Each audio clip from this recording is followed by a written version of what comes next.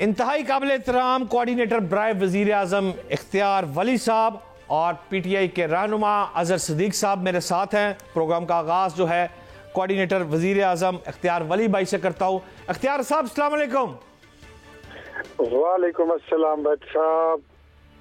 इख्तियार भाई, आप ये बताएं कि अली अमीन गंडापुर साहब फरमा रहे हैं कि अफगानिस्तान से मुज़ाकरात के लिए 3.5 माह लगाकर उन्होंने हुकूमत से बातचीत की और अभी तक बाज़ाब्ता होमवर्क भी उन्होंने मुकम्मल कर चुके हैं। वफाकी हुकूमत का क्या मौक़िफ़ है और क्यों अली अमीन गंडापुर को आप मौका देने के लिए तैयार नहीं?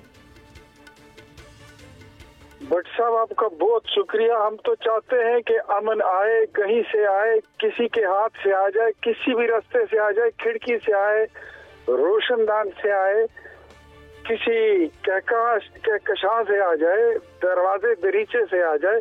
हम तो अमन को खुशामदीद कहते हैं। लेकिन गंडापुर साहब की बात को मैं जब सीरियस लेने लगता हूँ तो मुझे वो बात याद आती है कि मैं इस्लामाबाद से पेशावर जाते हुए मैंने 12 जिले क्रॉस किए। आप मुझे नहीं पता कि गंडापुर किस से मुज़ाकरात कर रहे हैं, कहाँ पे कर रहे हैं, क्या उसका रिजल्ट है, और अगर 3.5 महीने मुज़ाकरात को हो गए तो फिर उसका नतीजा क्यों नहीं निकला? तो क्या ही अच्छा होता। देखें, ये it's a sense of responsibility और हर बंदे का अपना मदार होता है और अपने मदार में काम करे तो बेहतर है। हम तो चाहते हैं कि खैबर पख्तूनख्वा के वो इस वक्त हमें वो पसंद है या नापसंद है, वो चीफ एग्जीक्यूटिव हैं, और अगर वो कुछ अमन के लिए करना चाहते हैं, अफगानिस्तान से बात करें, हम उनका साथ देंगे। वफाकी हुकूमत को ऑन बोर्ड रखें, मतलब उससे कोई ऐसी बू ना आए कि आप कोई काम कर रहे हैं और आपने घर के बड़ों को ऑन बोर्ड नहीं लिया। घर के बड़े जो है वो फेडरेशन है, वो विफाक है। विफाक को ऑन बोर्ड रखें तो आपके साथ जो विफाकी नुमाइंदे हैं, विफाकी हुकूमत है, उनके नुमाइंदे आपके साथ मिलेंगे तो आपके बड़े सारे काम आसान हो जाएंगे। जो काम आप अकेले आप कर रहे हैं उसमें आपको 2 साथी और मिलेंगे तो आप 1 से भले 2 और 11 और 111 बन जाओगे।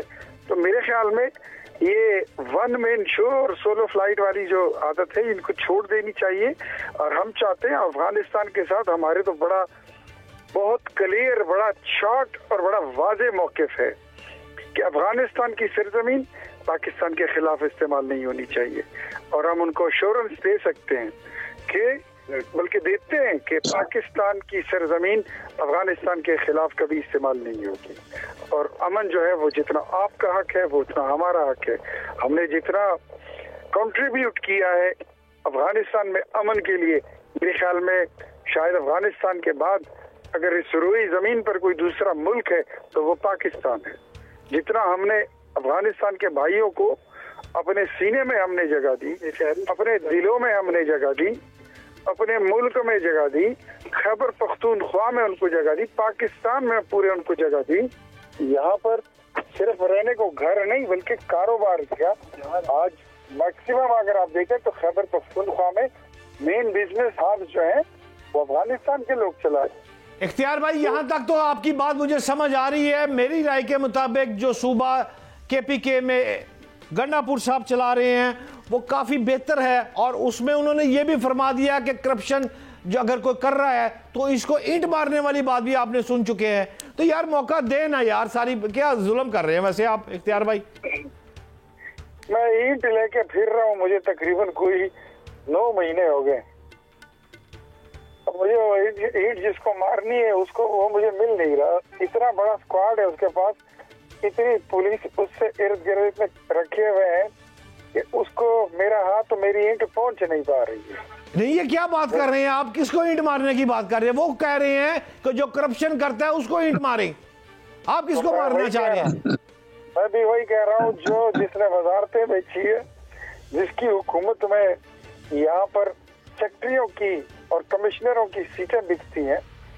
और अब तो पहले तो वो पुलिस इंडिपेंडेंट पुलिस बनी थी, उसका क्रेडिट लिया था इमरान खान ने कि हमने खैबर पख्तूनख्वा में मिसाली पुलिस बना ली। आपने भी सुना होगा, बड़े उसके चर्चे और बड़े प्रोपेगेंडे और उसकी बड़ी तशहीर की गई।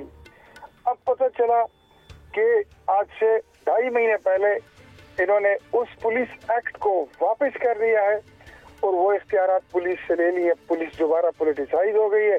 अब थाना क्या, तो एसडीपीओ क्या और डीपीओ क्या, सारी नशिस्तें, सारी कुर्सियां, सारे उहदे यहाँ पर दिख रही हैं। तो जो इसका मेन बंदा है उसको ईंट मारने के लिए मैं ढूंढ रहा हूँ, मुझे जगह नहीं मिल रही, ईंट मार नहीं सकता मैं। नाज़रीन, इस वक्त काम बहुत तेज हो गया है। पीटीआई अफराद कहते हैं हम पर फायरिंग हुई है, लेकिन मुस्लिम लीग के मरकजी रहनुमा जो है वो कहते हैं करप्शन करने वाले को ईंट मारनी है और ईंट वो लेके फिर रहे हैं। खुदा ना खास्ता को नया सानिया ना हो जाए, लेकिन मैं नाज़रीन आपको लेके चलना चाहता हूँ। अजहर सदीक भाई, अस्सलाम वालेकुम। वालेकुम अस्सलाम व रहमतुल्लाहि व बरकातहू। सबका ईद मुबारक हो जी सबको। खैर मुबारक। ईद से याद आया, ईद गुजर गई और हमारे सामने एक डेट फिक्स होनी थी। पीटीआई ने एहतजाज की कॉल देनी थी, केपीके से काफिले आने थे, द मस्त कलंदर होना था। वो सारा काम कहाँ गया? अब तो गंडापुर साहब और जनाब बैरिस्टर सैफ साहब मुज़ाकरात कर रहे हैं एस्टेब्लिशमेंट से बाहुकम इमरान खान। क्या कहेंगे अजहर सदीक साहब? हम चाहते हैं ये मुल्क आगे चले, और मुल्क कैसे आगे चलना है? जब रूल ऑफ लॉ की बात होगी, जब सुपरमेसी ऑफ अपना कॉन्स्टिट्यूशन की बात होगी, सुपरमेसी ऑफ पार्लियामेंट की बात होगी। यहाँ तो आपके सामने जितने हालात और वाकयात है उससे तो समझ आ जानी चाहिए कि यहाँ जंगल रूल चल रहा है इस मुल्क के अंदर। इस मुल्क के अंदर आप सांस ले नहीं सकते। साफियों के साथ जो कुछ हो रहा है, आप सारा कुछ रिकॉर्ड के ऊपर आ गया है, और इतना कुछ रिकॉर्ड के ऊपर है कि आप वो किसी वक्त भी जाना चाहिए तो तारीख से मिटाया नहीं जा सकेगा।